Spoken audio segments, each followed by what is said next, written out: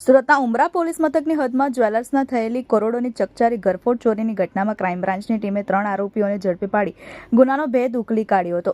દેશના અલગ અલગ રાજ્યોમાં ઇકો કારમાં ચોરી કરી જ્વેલર્સની દુકાનોના તાળા તોડી અસંખ્ય ઘરફોડ ચોરીઓને અંજામ આપનાર રીઢા સિકલીગર ગેંગના મુખ્ય રાસપાલ સિંઘ ઉર્ફે પાપા તથા તેના સાગરીતો જેમાં શેરુ સિંઘ, કાલુ સિંઘ અને કરનાલ સિંઘ ઉર્ફે પીલુ સિંઘને ક્રાઇમ બ્રાન્ચની ટીમે ઝડપી પાડ્યા હતા। ઝડપાયેલા રીઢાઓએ ઉમરા પોલીસ મથકની હદમાં જ્વેલર્સમાંથી 1.25 કરોડની ચોરી કરી હોવાની કબૂલાત કરી હતી।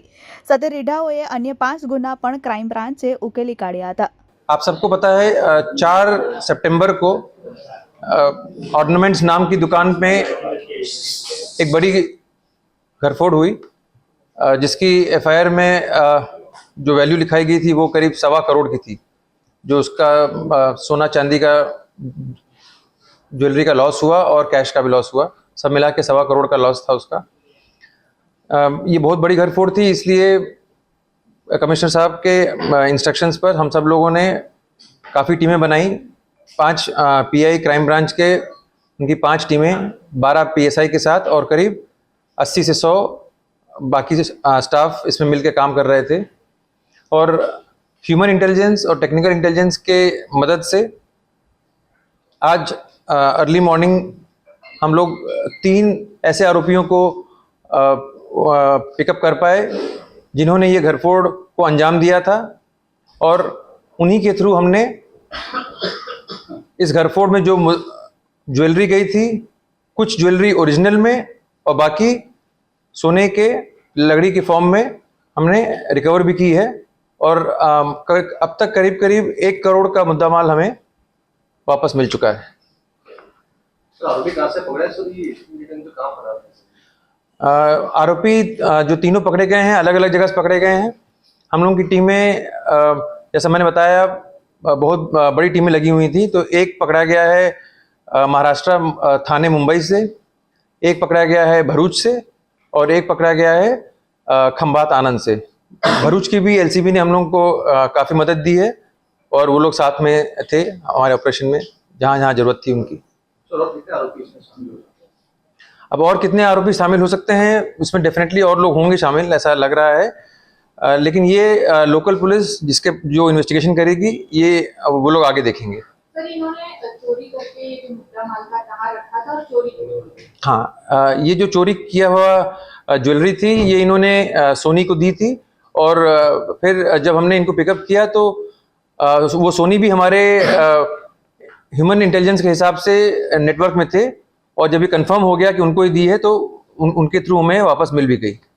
अंजाम किस तरह से दिया था चोरी को अंजाम इनका जो एमओ था वो ऐसे ही होता था कि इधर इन दिनों, क्योंकि इनके ऊपर तो बहुत सारे गुना दाखिल हैं पहले से भी, पर इन दिनों ये जो भी घरफोड़ वगैरह करते थे उसमें एमओ ऐसा रहता था कि कोई एक गाड़ी चुराएंगे किसी अन्य शहर से, जहां इनको चोरी करनी है या घरफोड़ करनी है वहां से नहीं, दूसरे शहर से गाड़ी चुराएंगे, उसी गाड़ी से रेकी करेंगे और फिर 1-2 दिन बाद आके घरफोड़ करते थे। अलग अलग तरीके से, अगर दुकान है तो शटर तोड़ के, घर है तो जैसा करेंगे, मतलब अलग अलग एमओ से लोग फिर घरफोड़ करते थे। सर, ये तीनों जो आरोपी पकड़े गए हैं, ये प्लान कहाँ बनाया और इसी शॉप को टारगेट क्यों किया?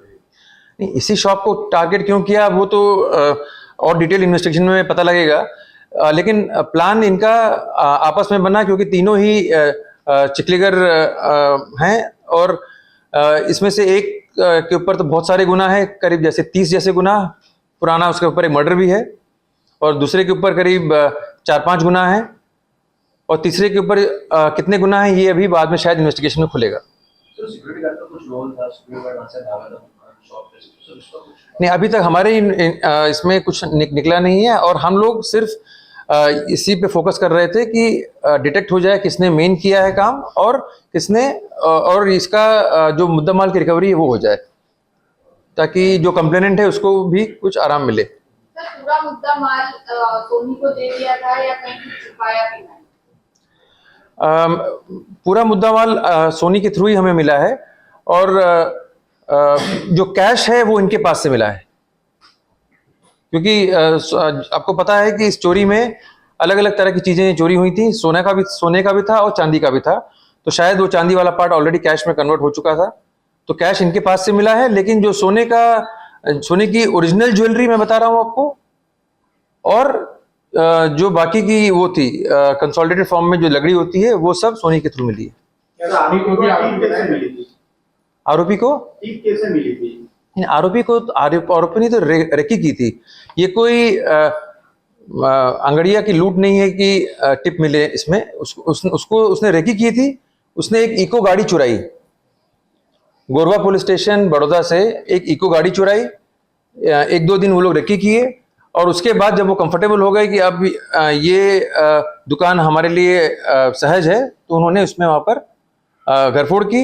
इनका एमओ का एक इंपॉर्टेंट पार्ट होता था कि घरफोड़ के बाद ये लोग हमेशा डीवीआर चुरा लेते थे। तो इस दुकान से भी इन्होंने डीवीआर जो था, कैमरा वैमरा सब चुरा लिया था। तो कहाँ पे बेचा था इन लोगों ने सोना? सूरत में बेचा था कि बाहर बेचा था? नहीं, सूरत में नहीं बेचा था, बाहर ही बेचा था। क्या इस मामले में जिस सोनी को माल बेचा था उसे भी आरोपी बनाया गया? देखिए, आरोपी बनाने का काम इन्वेस्टिगेशन वाली पुलिस स्टेशन का है। जो आईओ होंगे वो देखेंगे कि सोनी का कितना रोल था। हम लोगों ने कल रात के बाद से जो ऑपरेशन है वो हम आपको अभी बता रहे हैं। चोरी से पहले दुकान के अंदर ये लोग गए थे, मतलब कि जब चालू थी तब देखने थे क्या?